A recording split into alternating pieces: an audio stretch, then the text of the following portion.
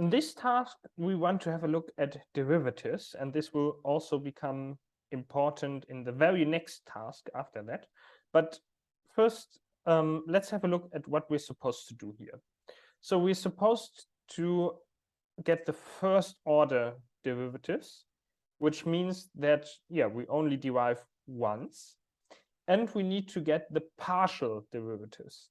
And partial means that in our term, which is z, for example, we have two input variables, x and y.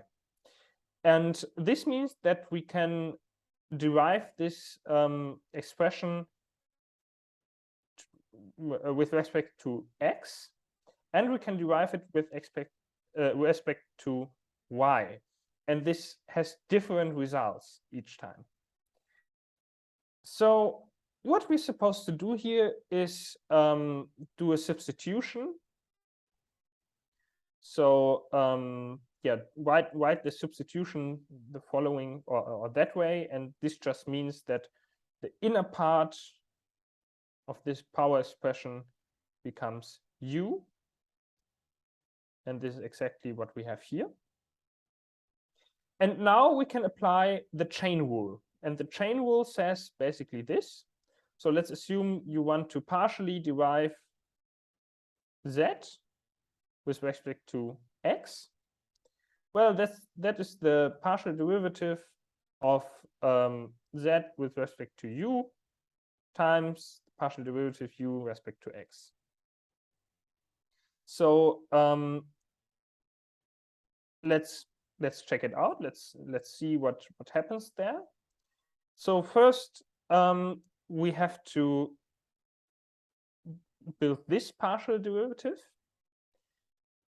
and we see what we are supposed to do exactly here. And if we derive this, then we get 5 times u to the power of 4. And this is exactly our first product over here. And then for the second product, we go over here and yeah, take the inner part.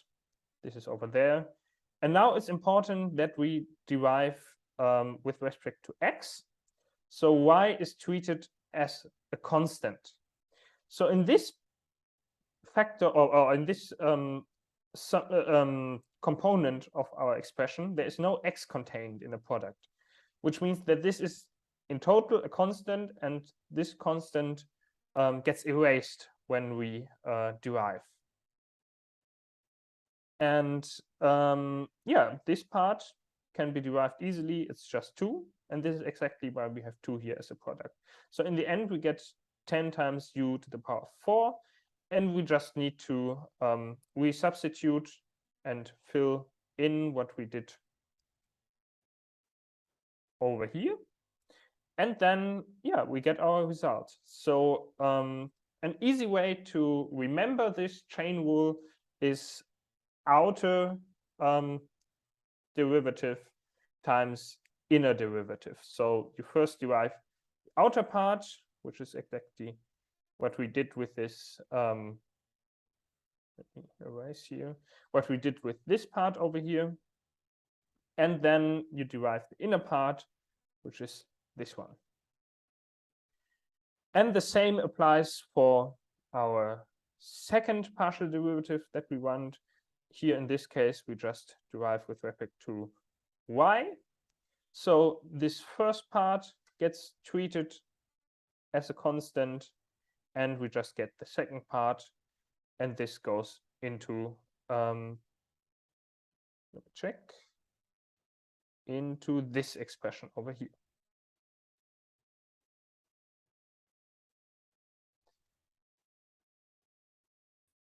So for the second part, we again apply some rules that we have. So if you consider this expression here, then we have the product rule. So we have a product in here. And then we again apply the chain rule over here, because, yeah, the exponential function doesn't just have one variable in the exponent, but a more complex expression, if you want. So the first part is applying the product rule, and we do this here by writing it explicitly as a product of u and v, with u and v defined as such. And the next step is to partially derive both of those components, u and v. For u, it's easy, and for v, as I mentioned, we'll apply the chain rule again, which means that we do another substitution where we introduce this variable t as the substitution for minus x times y. And if we derive this one with respect to x, then just as we did in A, we just take the outer derivative times the inner derivative, and here e to the power of t derived becomes e to the power of t, no wonder there, and we get minus y as the partial derivative of minus x times y. And we resubstitute t, and we get minus x times y over here. So this was the easy part. Now we just goes on straight easy ahead. So we just stick everything together, because we now apply the product rule. And the product rule says, okay, if you want to derive z with respect to x, you take the derivative of u, multiply it with v, and take the derivative of v and multiply it with u and add both together, and that's the product rule. So this is exactly what is done here. And note that there's this notation over here that we didn't really introduce, but sometimes makes things a little bit easier. So this is how we could write the partial derivative, but I actually prepare this kind of notation because it makes more clearly that you're doing a partial derivative here. And you basically get this term over here, and you can simplify it if you want. And the same works if you want to derive with respect to y. You again apply the product rule.